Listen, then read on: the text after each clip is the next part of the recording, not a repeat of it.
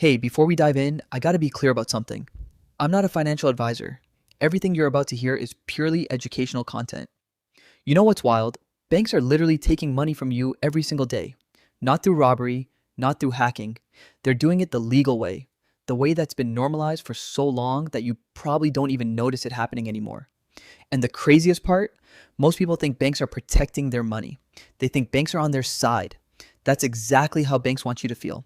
Let me show you how this actually works. Your money sits in a savings account. The bank pays you maybe 0.5% in interest.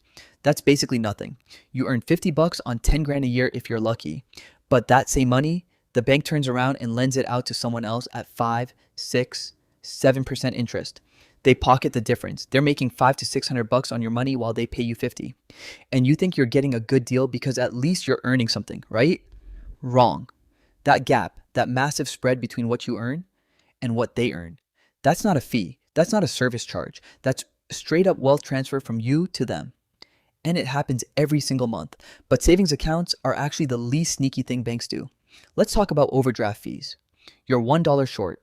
Your debit card gets declined. So the bank decides to cover it for you. Nice of them, right? Except they charge you $35 for that $1 favor. They call it an overdraft fee. What it actually is a punishment for being poor disguised as a service. And here's the thing. Banks know exactly when you are going to overdraft. They have algorithms that literally time transactions to maximize overdraft fees. They process big purchases before small ones, making sure you go negative as much as possible. This isn't accidental.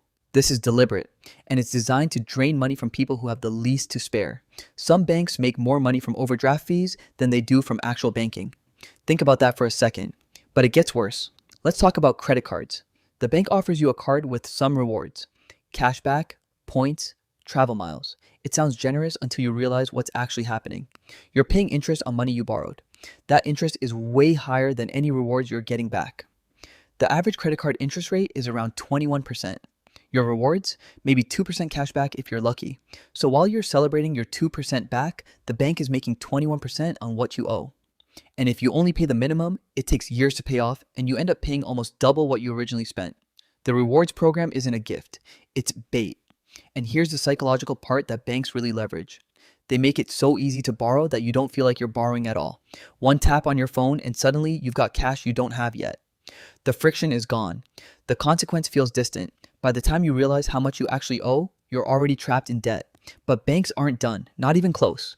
Let's talk about inflation and your savings account. Inflation is going up 3% a year. Your savings account is paying you 0.1%. Do the math. Your money is literally losing purchasing power every single day it sits there.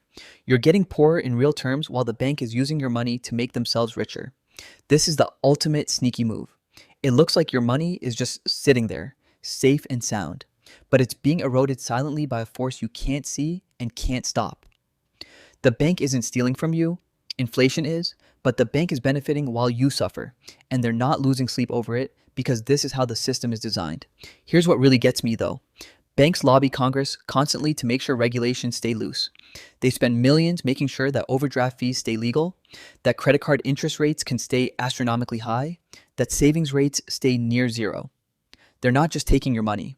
They're making sure they have the legal right to keep doing it forever. The system itself is built so that the longer you keep money in a bank, the poorer you actually become in real terms.